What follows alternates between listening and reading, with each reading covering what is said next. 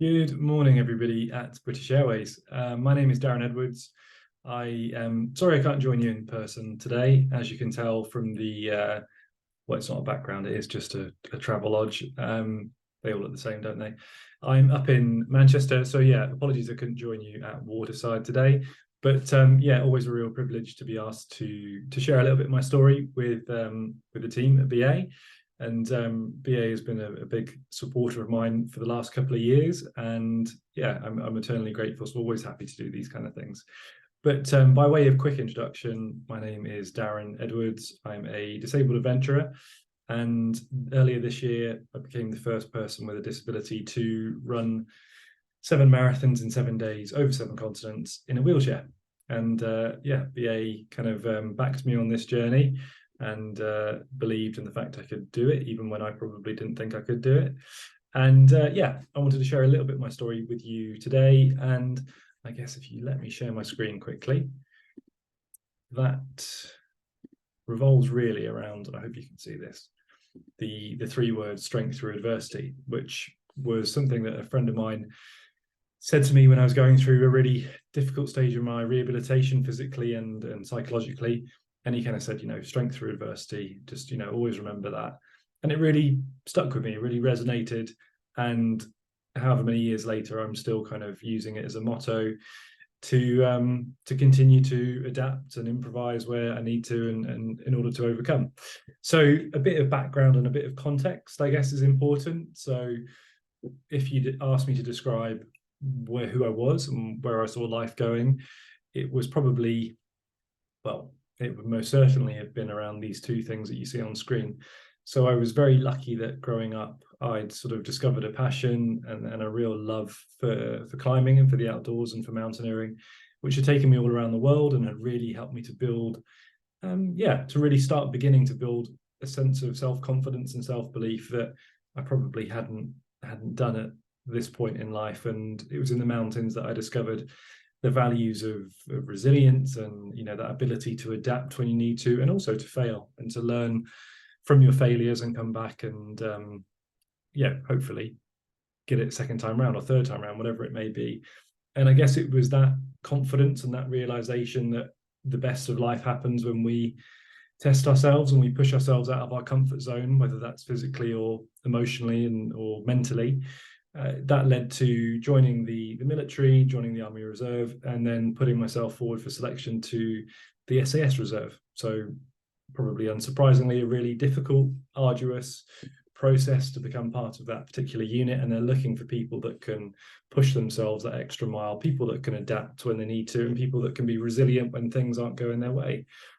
So in a weird roundabout way, that was the perfect preparation for a day that would categorically change my life and push me onto a new and unexpected course that I couldn't have anticipated and certainly wouldn't have signed up for. But nonetheless, it was life-changing, only as much as I was perceiving it to be. So on the 6th of August, I was climbing with my best friend, someone who I climb with from early teen years, and we're very lucky that we live up in North Wales, so on the border of North Wales. So the mountains of Snowdonia are on the doorstep. And I guess it was in that environment that our friendship had really, become forged. And we spent most of our spare time when we weren't, away or working or doing stuff with the military in the mountains and in the outdoors together. And on this particular day, we're at a rock face called World's End. So it's a rock face with a particularly dramatic name, being that, for that being World's End. And World's End is 200 foot tall, and it's broken up into 4 kind of big sections or big pitches, as we would refer to in climbing. And with lead climbing, you're working with your climbing partner and you're protecting yourself as you lead up the rock face. So the first climber takes the majority of the risk, and it's their responsibility to put in protective gear into the rock. And as they continue to ascend, they are essentially, trying to safeguard themselves in the event of a fall. And on this day, me and Matt are working in turn to lead up World's End rock face, and we're there for pretty much the whole day, going to the very top, coming all the way back down to the bottom, trying a new route to the top. And we're getting towards the end of the afternoon, and there's time for one final climb to the very top of World's End. So I walk away from Matt where he stood, and he takes this picture on the left-hand side, which would coincidentally become the last picture taken of me in that kind of phase of life, that chapter of life. Little did I know it, but that would be the last picture of me walking away from him to start a climb. And this final 35 sort of foot section was probably at the limit of what I could climb, but I got to the top. So nothing happened until I was stood at the top of World's End, and it was only as I went to unclip myself from the rope and lean over to shout something down to Matt, and that word would have ironically been safe. So I was telling Matt that I was at the top, I was safe, I was going to unclip from the rope, and I would go about setting up a belay point from which he could climb up to me, and I could protect him by protecting him from above. And it was as I transferred my weight onto my left foot, and as I went to lean to shout something to him below on that little ledge that he took that picture on that I'd left a few minutes earlier, that the section of rock that I happened to be stood on, which was probably 4 foot wide and about 2 foot deep, broke away from the main face of World's End and collapsed beneath my feet. And all of a sudden, from a feeling of certainty and safety, my feet kind of collapsed from underneath me, and before I know it, I find myself falling, from the top of World's End. And in those sort of 3 to 4 seconds that followed, I definitely thought that the realistic outcome was that I would fall the entire way back down to the roadside below, 200 foot below me. And in that 3 to 4 second period of falling, which, in my reality felt like a lifetime, it felt like 20 to 30 minutes, but in reality, it was probably 3 or 4 seconds as I sort of, plummeted off the top of that rock face. The only thing I could think of were the people that I was likely never to see again. So my friends, my family, my sister, my mum, my dad, my girlfriend, all of the things that perhaps I taken for granted at that stage of life. And, in fear, I shouted Matt's name 3 or 4 times as I was falling, not in any real hope that he could do anything, but just, I don't know, out of fear. And it was that calling of his name that alerted Matt to the fact that he needed to move out of the way to avoid being hit by a rock himself. And he then had a kind of calculation to make as to what he did next. So Matt had probably no more than a second or two to decide what he would do. The first option was to do nothing, which was the only option that guaranteed his safety, the only option that guaranteed that he wouldn't be hurt trying to save his best friend. And the second option was to try to do something to stop me from falling any further if I indeed did land on this ledge that is no more than 6 foot wide. So the calculation he makes is that he's going to sprint towards where he thinks I'm going to land and hope to get there in time. And, I don't know it, but as I'm falling backwards, I do land flat on my back on that ledge at the base of the cliff.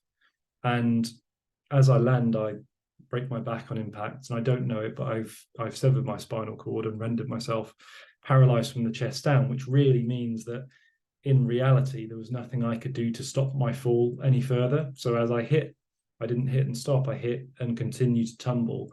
And I was perhaps a couple of seconds from slipping off that little ledge and falling the rest of the way. And Matt, takes that chance and sprints towards where he thinks I'm going to go. And probably at the last second, he throws his body forward and he lands on top of mine and pins me down with all of his weight and all of his strength, and just grabs that rock that you can see in the foreground of the left-hand side image to stop himself from being taken off with me.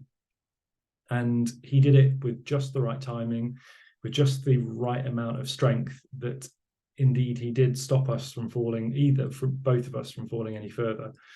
And, that first couple of seconds was very much in a state of shock, and I didn't really understand what had happened until those sort of seconds of shock started to wear off, and I realized what had just happened. And my first sort of reflex response was to try and stand up. And it was at that moment that I realized, for the first time, that I couldn't feel my legs, I couldn't feel anything below my chest, and I couldn't move anything as well. So, that first hour and a half before mountain rescue team turn up, I'm sure you can imagine there's a lot of powerful emotions kind of coursing through your mind and through your body. a lot of that is sort of fear for what this means, fear for what this injury could be, a fear for how that might change the future, and a feeling of vulnerability. And for the first time in my life, I felt incredibly vulnerable, and I needed help.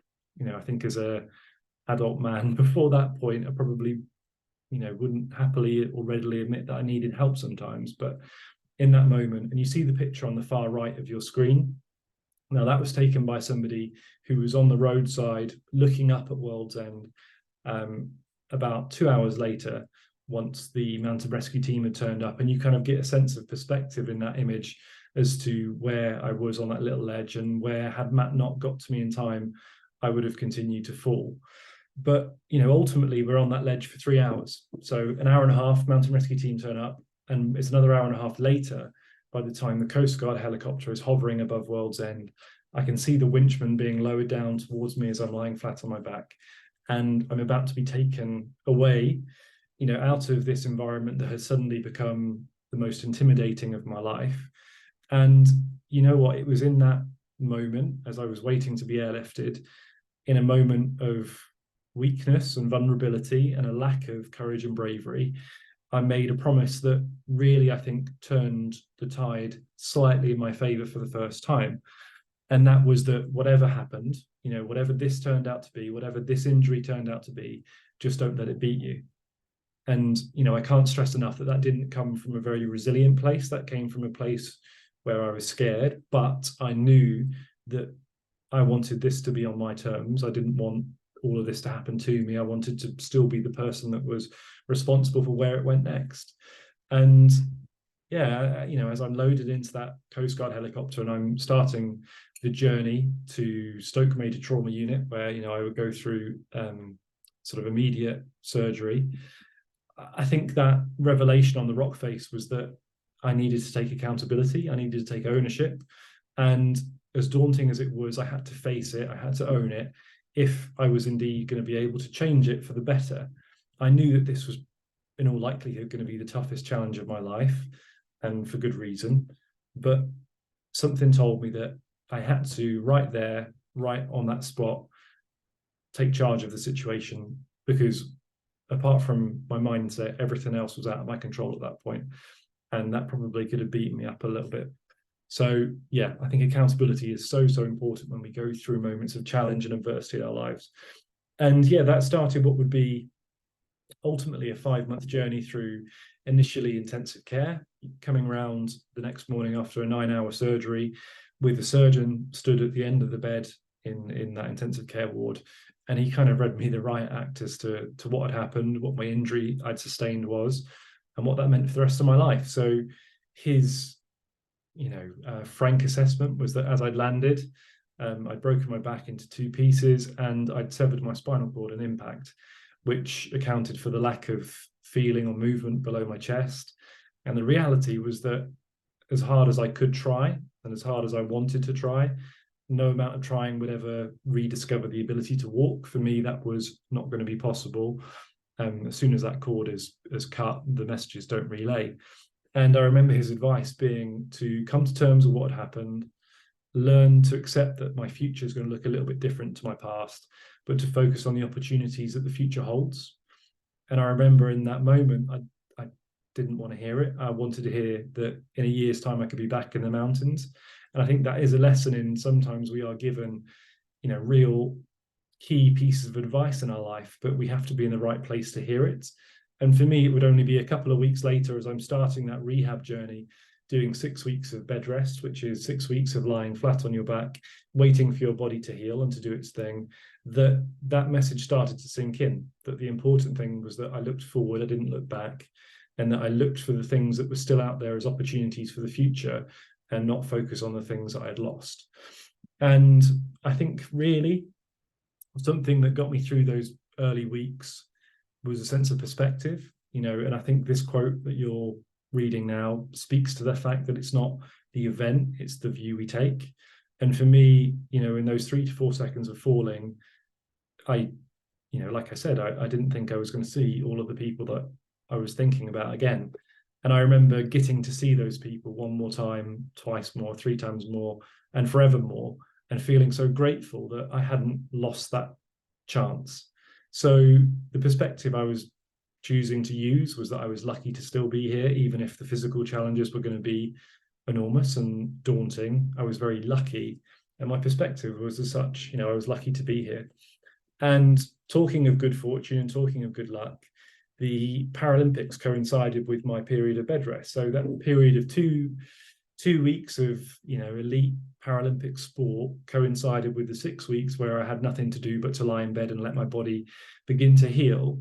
And for the first time, I was watching the Paralympics through a very different lens. So I was looking at people that were, well, suddenly role models for me. They were showing me that there is a future and a bright future ahead, and that from the lowest point of your life, from the most daunting moments of your life, can ultimately lead the most profound, the most proud, or the most purposeful. So the likes of Tom, Emma, Hannah that you see on your screen became unexpected role models as I began this journey into a very different life.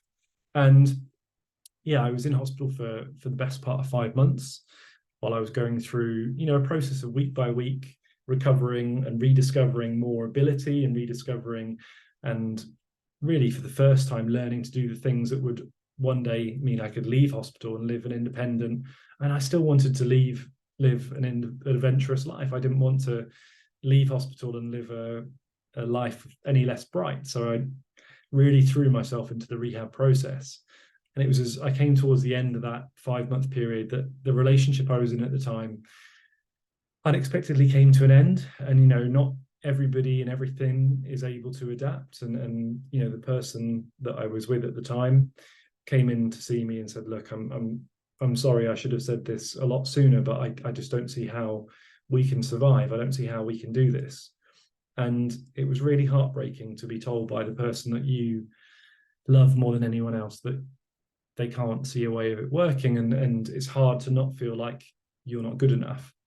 So in the days that followed and the weeks that followed, I really did throw my toys out the pram, and I let my emotions get the best of me. I let my emotions rule my behavior. So I wasn't doing what I needed to do. I was trying to shut the world off. And it was only when that happened that Kate, the physio in the right-hand side image, that I'd built a lot of respect for over the previous months, came to see me, and she kind of put that blue curtain around her as she walked into my bed space, and she said, look, I know that being told to be positive isn't going to get us very far, because I know it's not something that you can just switch on and suddenly you feel more positive. But what I want you to do is to think about one thing for me. I want you to think 4 years in the future, and I want you to cast your mind towards an aspirational future version of you. I want you to tell me what he's doing in 4 years. Where is he? What's he gone on to do? And I want you to retrace his steps all the way back here, right now, as soon as I leave your bed space. What was the first tiny thing he did that altered his course for the better in 4 years' time? And she said, look, I just want you to think about that and let me know what you think. And she left. And once she'd gone, I kind of thought, right, okay, I've got enough respect, Kate, for you, so let's do this. Where do I want to be in 4 years? So I had a think, and I knew where I wanted to be in 4 years. And I thought, what is that very first tiny step that I have to take to move towards a brighter future and away from this heartbreak? So I got out my phone and I called Matt, and I said, look, there's something that I need you to come and do with me, and I don't want you to question it. I just want you to believe in why I need to do it, and I want you to come with me and make it happen. So the very next day, Matt turns up at hospital in his car. I get in. We drive 2 hours north to Manchester, and we go to Manchester Kayak and Canoe Store. And I go up to the till and I say to the guy behind it, I would like to buy a kayak, please. And he, asked a very logical question, which is, have you ever kayaked before? And I said, no, never. And he said, can you kayak? And I said, I don't know. And nothing that he would ask would deter me from leaving there with something strapped to the roof of Matt's car. So I picked something that I wanted to buy, the kayak, a buoyancy aid, the paddle, all of the gear to go with it. No idea what half of it did. Matt said, well, if you're doing it, I'm doing it. And I think then and there, we made a commitment to our friendship. I made a commitment to that future version of me. And I'd taken that very first small step. It looked like a small step in my mind towards that future, that brighter future. And ultimately, I was discharged on the 23rd of December. On the 24th of December, the very next day, my friends had booked the local swimming pool for 2 hours. And it was my first opportunity to learn to kayak for the first time. And in a pool no bigger than 25 meters in length, it probably took me 23 separate capsizes to get to the middle, just to hold Matt's paddle. And, this was the biggest triumph it felt like the biggest triumph of my life, because, every little setback and capsize that it took to get to the middle of the pool, just to get to the middle of the pool and float for a second with my best friend next to me, and to know that I'd taken another step forward meant the absolute world. And, I think what Kate was trying to capture with her bit of advice that really helped to turn my mindset from heartbreak to the future was, it's not about positivity. It's not always easy to be positive, certainly not as easy as turning it on and off. But in those difficult moments, it's about positive actions. So first and foremost, who are you aspiring to be in a year or 2 years or 4 years? And then you retrace their actions back to the very first step that they took, however small, right here, right now. And for the time being, you put those feelings and those anxieties and heartbreak, whatever it may be, into last place. And you lead with your actions, you lead with your identity. And for me, when I thought about where I wanted to be in 4 years, that was at the Paralympics. It was the Paralympics that had inspired me in those first weeks of my rehab. And I thought, wouldn't it be incredible if in 4 years' time I turned around the biggest challenge of my life to go from an intensive care ward to the Paralympics. So a couple of months after I left hospital, I turned up at the National Water Sports Centre in Nottingham to be assessed by the head coach of the Paralympic programme. And Steve Train, multi-Olympian, took this picture of me and said, right, Darren, what I want you to do is to drift away from the side, and I want you to do a couple of sprints, one up the lake, one down the lake, and we'll take it from there. And it was a 200-meter sprint sport, so it's fast and furious. And I kind of very gingerly pushed away from the side, realizing all too quickly that the kayak I was sat in was not designed to be stable. It was designed to be very quick. And without any exaggeration, I was probably only half a meter from the side by the time I fell in, and sort of came up out of the water. I felt a bit like a melon. I felt like I'd let myself down. And I could see the look of disappointment on Steve's face as he kind of said, right, well, if you want to get out, go get showered, get changed. It's very cold. And, well, you can hit the road if you like. And I think Steve was giving me an opportunity to leave with a bit of pride still intact. And I kind of said to Steve, would you mind if I tried again? So I kind of got out. He tipped the water out of the kayak. I got back in. I pushed off again. I got maybe a meter into the lake the second time and I fell in. Same offer from Steve, shower, change, go home. And I was like, do you mind if I try one more time, third time? I got a little bit further third time, fell in again. And we just repeated this cycle of falling in, being offered the chance to go home, falling in, another offer. And an hour and a half later, I have finally managed to drift into the middle of the lake, probably more by chance than skill. And Steve sees me fall in and he says, right, we're going to stop it here, get showered, get changed, and meet me in my office. And it was the first time that the final element of his kind of debrief had gone from go home to let's have a chat. And about 20 minutes later, I'm sat in Steve's office and he said, look, I'm going to be completely honest with you and say that what I didn't see was natural talent. And what I didn't see was somebody who's probably at the level that we expect when they come to try out for the Paralympic team. And I'll be completely honest with you, I wasn't fooling myself. I knew that that's kind of what the conclusion was going to be on his part. But I didn't expect him to say what he said next. And he said, but what I saw was determination, perseverance, and somebody who knows where they want to get to and is willing to push through the frustrations to get there. And we find that harder to find in the physical stuff, because the physical elements we can build with time. If the mindset isn't there, the physical ability is worth nothing. So we'd like to invite you back. So I think it was the first time in my life that I've been told in very simple terms, it's not about natural ability, It is about how we apply ourselves and the mindset and the work ethic that goes with it. And I got invited back. I got invited back again. I did get a little bit faster and quicker. And then before I knew it, my new identity in life was para-athlete aspiring to go to Tokyo. And it was just, I think, a period of life where I was rediscovering the world in a completely different way. I knew that some of the environments that had meant so much to me would be different, but I wasn't willing to say goodbye to them totally.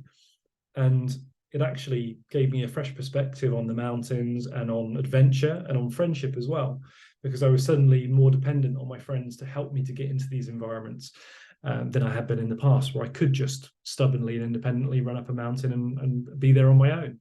But the drive and the focus was very much on the Paralympics. And over the course of a year, I got more stable, more confident, faster.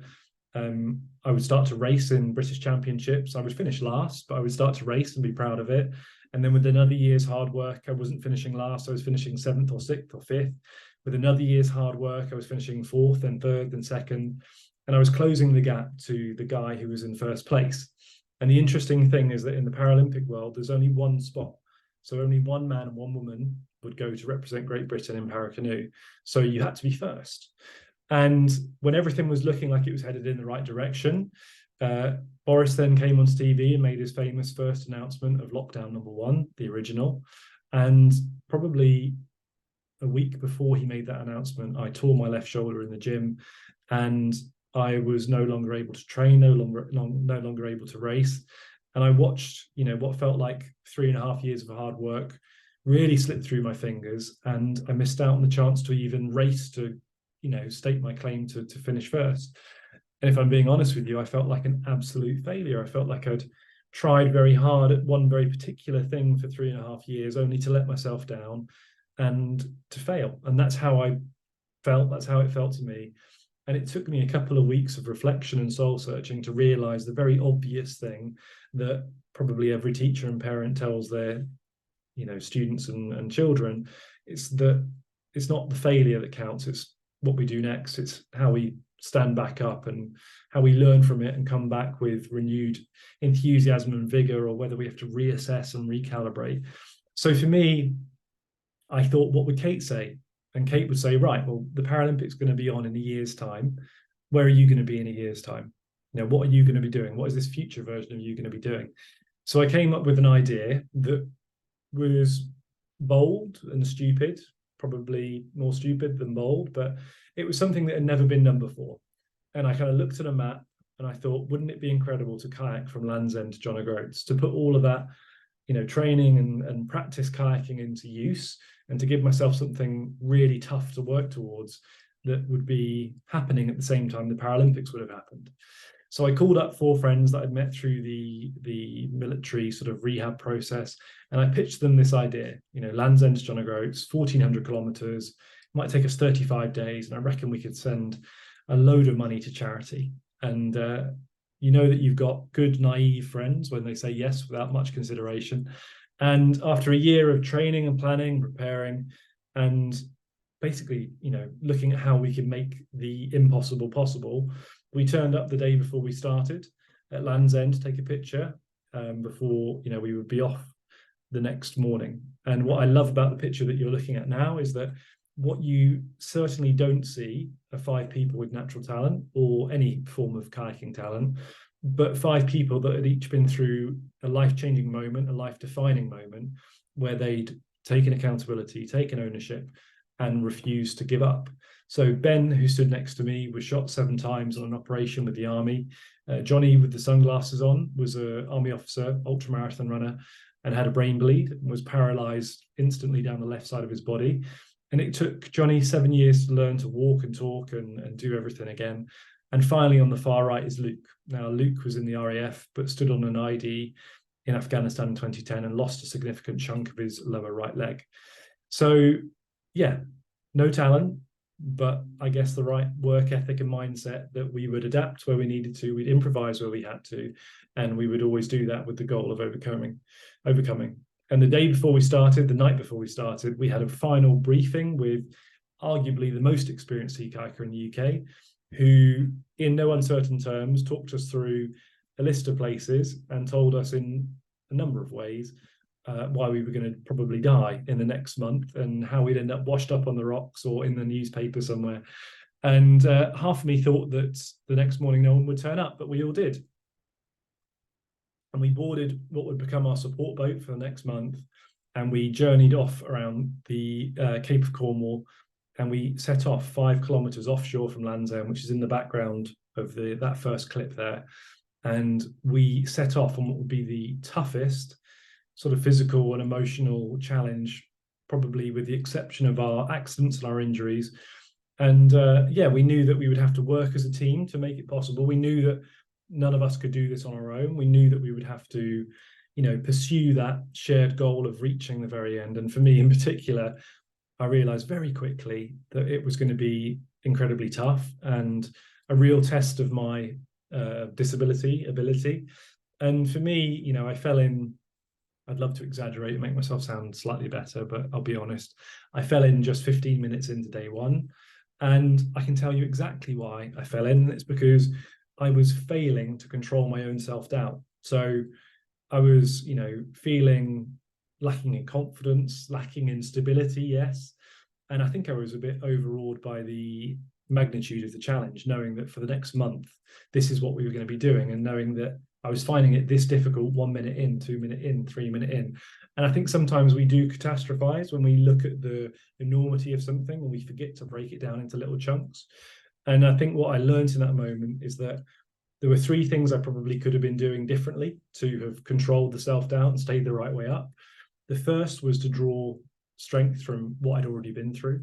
And I think that's something we should all do, is draw strength from our previous experiences in life where we've gone through hardship and moments of adversity and come out the other side. It's proof that we're tougher than we think we are.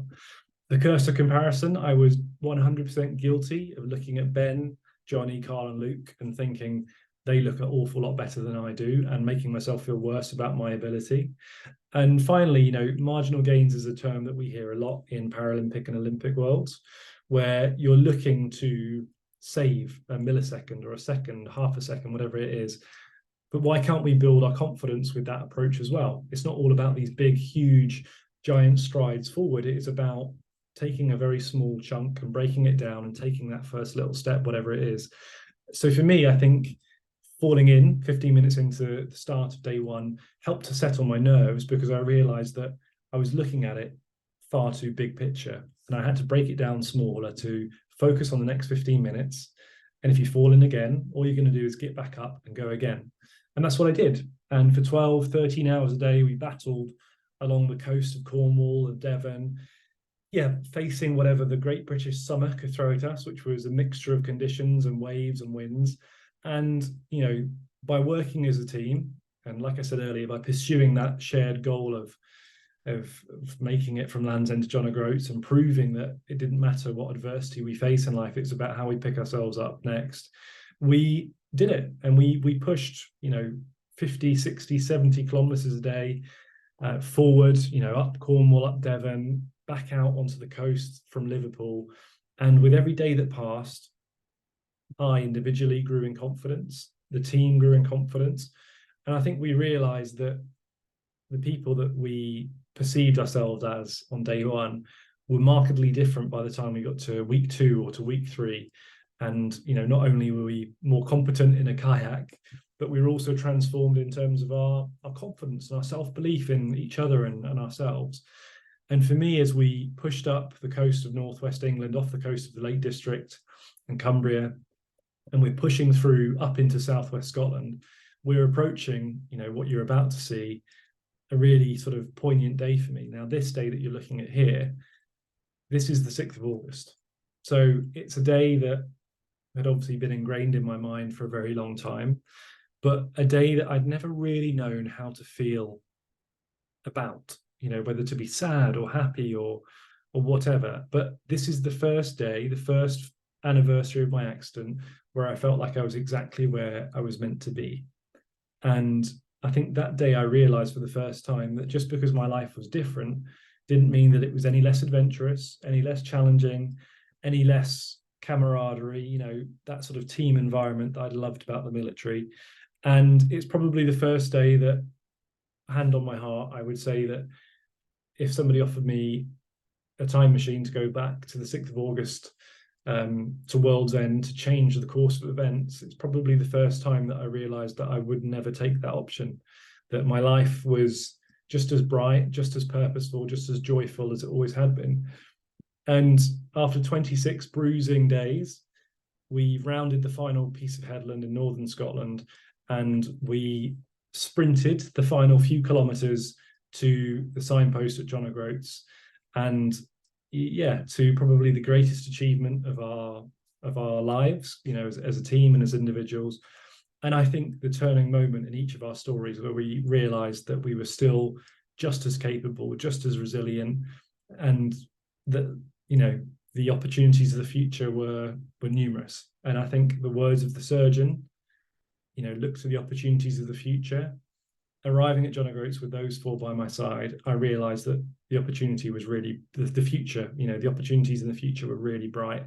And this was the greatest single achievement of my life. This was kind of, equivalent to standing on the summit of Mount Everest. And the reality is that journey had started not from a lucky, able-bodied mountaineer, but as somebody, just injured on a mountainside, making a promise to not give up, but not really knowing whether or not he had the resilience to actually hold firm with that. And fortunately, I had been able to hold myself accountable. And, it really got me thinking about purpose and what we mean by purpose and what we derive purpose from in our lives. And for me, I think purpose is more of a mission statement for how we intend to live our lives, the fundamental things we need in it to live a life that is purposeful. And for me, that is probably words that I've used a few times already. So my mission statement is to live a life full of adventure, challenge, and by that I mean pushing myself out of my comfort zone physically and psychologically. Love, in those 3 to 4 seconds of falling, it really hit home that I'd taken those relationships for granted, and to try and, as best I can, to have a positive impact in everything that I do. And to be honest, that's probably the one reason I enjoy doing these talks. I don't enjoy being the center of attention, but I just hope that the next time someone's going through a moment of adversity or challenge or change in their lives, it might be something that I said, one little shred of something I've said in the last half an hour that resonates and helps that person to push past it. So now this is where this is where you all get involved. So this might be the most interesting bit for you, to be fair. I got the opportunity, an unexpected opportunity, to attempt to become the first person with a disability to complete what's known as the World Marathon Challenge. So 7 marathons, 7 days, 7 continents, done consecutively, and 150 people had done it in history by this point, and no one had done it in a wheelchair or with a disability. And when I was given the chance, I jumped at it, having never done a marathon before. No proof that I could do a marathon, no proof that wheels and Antarctica would mix and survive, but determined to give it a go, and knowing that failure might be an outcome, but I would learn from failure as much as I would learn from success. So after 11 months of training and thinking, how the hell do we make this work? We arrived into northern Antarctica. The temperature is about -27, so it's a little bit chilly. The wind speed's about 60 miles an hour. And we kind of get off that plane, and I just hope to God that my idea is going to work. And that idea was that, what you're looking at there isn't a standard wheelchair, because I knew that a normal wheelchair would probably get stuck in the snow within about 1 foot or 2 feet from the plane. So it's kind of a hybrid between a wheelchair and a mountain bike. And I just hoped that it would work, in a variety of conditions. When the wind was behind you, it was great. When the snow was a little bit deeper, as you're looking at just there, it was incredibly hard work just to keep it moving. When the wind was against you, it felt like the world's strongest man was pushing you backwards. So that picture was taken with the wind behind me, as you can tell from the smile. But after 5 hours and 50 minutes, I approached the finish line, having completely forgotten that I'd signed up to do 7 marathons. I'd almost convinced myself I was just doing the one in Antarctica, but rolled across the finish line.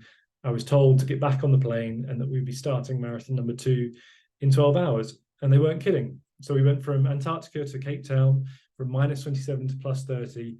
And we're going up and down the boardwalk with Table Mountain above us. And yeah, fighting all of the fatigue and exhaustion from day one. Unsurprisingly, day two was a little bit quicker. No snow helped with that one. The reward for finishing marathon 2 was to get on another plane and to fly to Perth. Whatever time of day you arrived, you got off that plane and you started your marathon. So in Perth, it was a beautiful sunset. In Dubai, for marathon number 4, I was greeted by this local lad on an electric scooter called Mohammed. What I didn't anticipate was that Mohammed would follow me for the next 3 hours up and down as we completed the next 26.2 miles. I had no idea that an electric scooter had a range quite like that, but I assure you they do. Madrid was just horrible. It was just hilly and potholy, the worst mix for someone on wheels. So yeah, we won't talk about Madrid, but we'll talk about the finish. It felt good to finish it. And then from Madrid, we went to Brazil. We went to Fortaleza, where it's 40 degrees. The humidity is about 90%.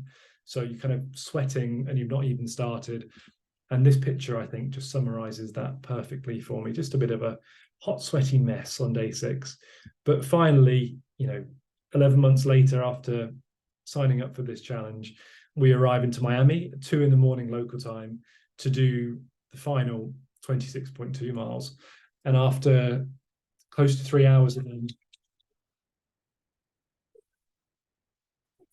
roll across the finish line, I think delirious by this point. This is your signal. I'm not entirely sure why this is. Okay. Getting finished. Brilliant. Thank you very much. My intention was to go party up, and I went straight to bed, as you probably can imagine.